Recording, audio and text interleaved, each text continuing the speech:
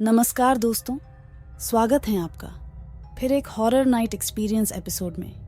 ये कहानी मुंबई से है जो कि घटी है पूनम नामक महिला के साथ।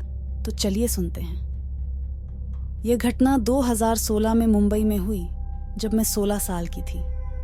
मैं बोर्ड परीक्षा की तैयारी कर रही थी और देर रात तक कोचिंग क्लासेस लेती थी। उस रात मैं क्लास से देर से निकली। उस वक्त 10:30 बज चुके थे। मैं काफ़ी लेट हो चुकी थी और मेरे सामने 2 रास्ते थे। एक लंबा रास्ता जिसमें घर पहुंचने में 45 मिनट लगते थे और दूसरा एक शॉर्टकट पर सुनसान रास्ता। देरी और भूख के चलते मैंने छोटे रास्ते को चुना जो आगे चलकर मेरी बड़ी गलती साबित हुई। जब मैं उस सुनसान रास्ते पर चल रही थी तो मुझे अपने घर तक पहुंचने के लिए एक रेलवे ट्रैक पार करना पड़ा।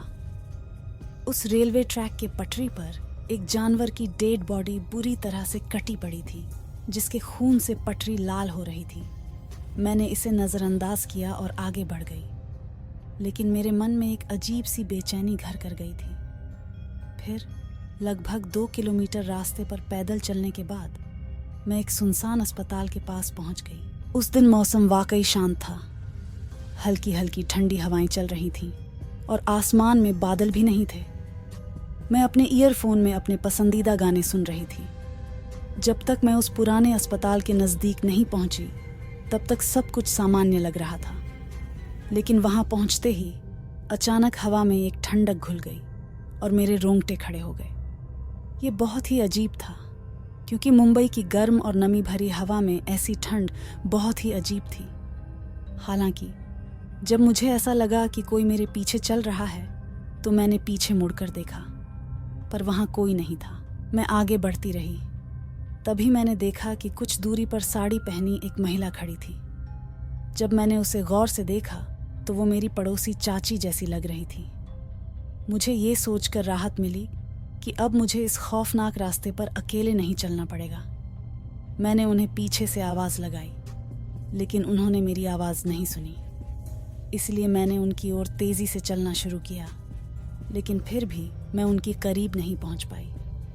इसलिए मैं उनकी ओर उनका नाम पुकारते हुए दौड़ना शुरू किया और वो अभी भी नॉर्मल स्पीड से चल रही थी, लेकिन किसी तरह हमारे बीच की दूरी कम ही नहीं हो रही थी। मैं समझ नहीं पा रही थी कि ऐसा क्या हो रहा है। इसलिए मैं रुक गई और ये सोचने लगी कि मैं किस चीज़ का पीछा कर रही हूँ। मैं उन्हें देखती रही और कुछ ही सेकंड में वो हवा में गायब हो गई। सड़क कम से कम 1 किलोमीटर तक बिल्कुल सीधी थी और छिपने की कोई जगह नहीं थी। किसी भी तरह से वो भाग नहीं सकती थी या कहीं छिप भी नहीं सकती थी। ये दृश्य देखकर मैंने खुद पर नियंत्रण खो दिया और भयभीत हिरण की तरह दौड़ना शुरू कर दिया।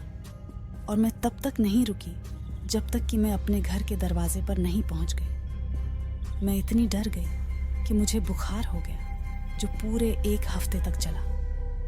अगले दिन मैंने अपने परिवार को सब कुछ बताया, लेकिन उन्होंने मेरी बात पर विश्वास नहीं किया।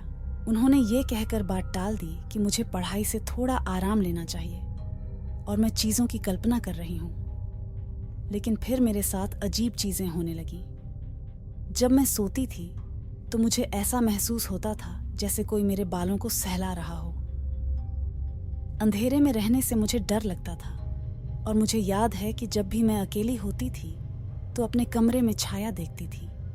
लेकिन इस बार मैंने ये बातें अपने परिवार को नहीं बताईं। एक दिन मेरा चचेरा भाई, जिसके साथ मैं अपने कमरे में रहती थी, वो चिल्लाता हुआ कमरे से बाहर आया। हम सभी हॉल में टीवी देख रहे थे। जब उससे पूछा गया कि क्या हुआ तो उसने कहा कि शॉवर लेने के बाद जब वो कमरे में दाखिल हुई तो उसने देखा कि मैं खिड़की के पास बैठी हुई बाहर देख रही थी। मैं आमतौर पर अपने काम निपटाने के बाद वहीं बैठती थी।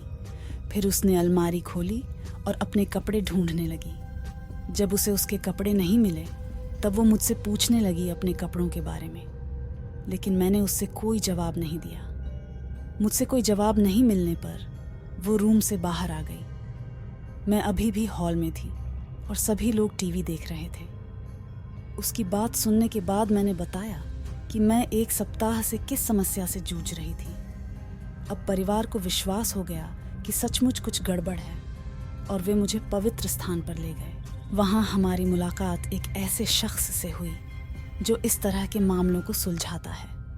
उसने मुझे देखकर मंत्र पढ़े और मेरे बड़ों से कहा कि मुझे उस घर में कभी अकेला न रहने दें, और सख्ती से कहा कि मैं कभी भी उस रास्ते से न जाऊं। उन्होंने मुझे इसका कारण नहीं बताया क्योंकि उन्हें लगा कि मैं ये जानने के लिए बहुत छोटी हूं। हालांकि चीज़ें दोबारा वैसी नहीं हुई और हमने 3-4 महीने बाद वो घर भी छोड़ दिया। ये अनुभव हमारे लिए बड़ा दर्दनाक था। तो ये थी आज की कहानी।